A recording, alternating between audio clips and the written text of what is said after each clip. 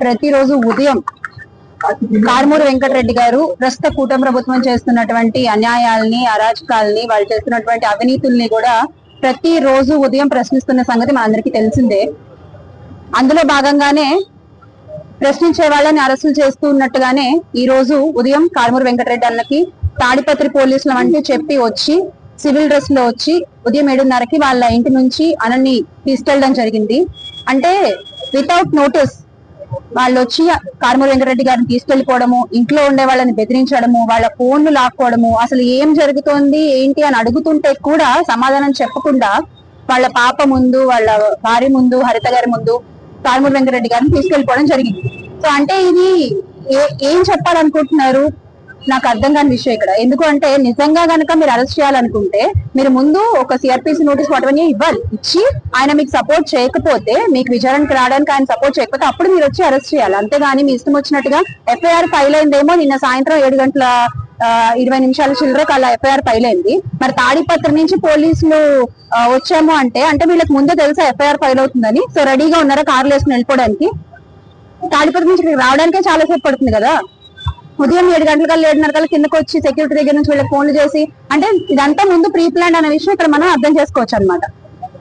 So ఎర్రబుక్కు రాజ్యాంగంలో జరిగేటువంటి అక్రమ అరెస్టులో భాగంగా ఇది కూడా ఒకటి ఖచ్చితంగా. అయితే మీరు మీ రెడ్ బుక్ రాజ్యాంగంలో భాగంగా చేసే అక్రమ అరెస్టులతో, పెట్టే అక్రమ కేసులతో వైఎస్ఆర్ కాంగ్రెస్ పార్టీ క్యాడర్ ని, కార్యకర్తల్ని నోరు మూపిద్దాం అనుకుంటే మాత్రం అది ఒక అపోహ మాత్రమే అనే విషయం గుర్తుంచుకోవాలి. ఈ రోజు వచ్చిన వాళ్ళు నిజంగా పోలీసులా కాదో తెలీదు, ఫోన్లు లాగేసుకున్నారు.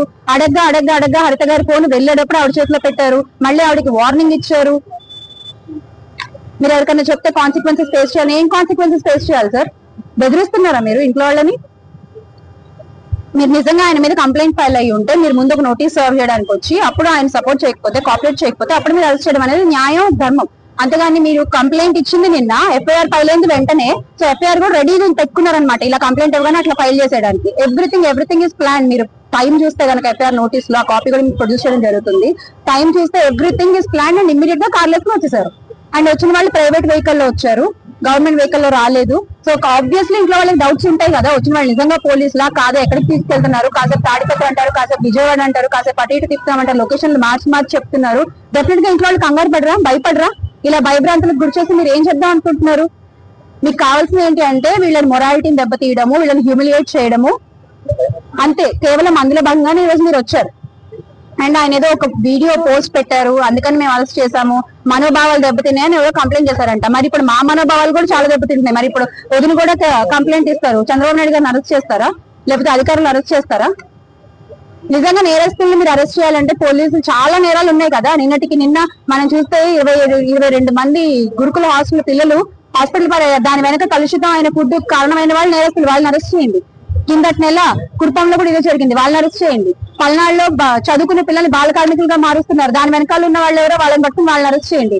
అంతేగాని మీరు చేసిన తప్పుల్ని ప్రశ్నిస్తున్నందుకు మీరు ఇలా మమ్మల్ని అక్రమ అరెస్టులు చేసుకుంటూ పోతే మాత్రం ఖచ్చితంగా భయపడేది లేదు, వెనకడుగు వేసేది లేదు. ఖచ్చితంగా పోరాడతాము. ఎప్పటికైనా న్యాయం గెలుస్తున్న నమ్మకం మాకుంది, చట్టాలపై మాకు నమ్మకం ఉంది. చట్టబద్ధంగానే న్యాయబద్ధంగానే పోరాడతాము మా జగన్మోహన్ రెడ్డి గారి అండతో.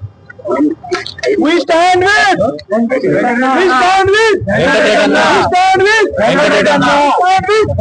Anna.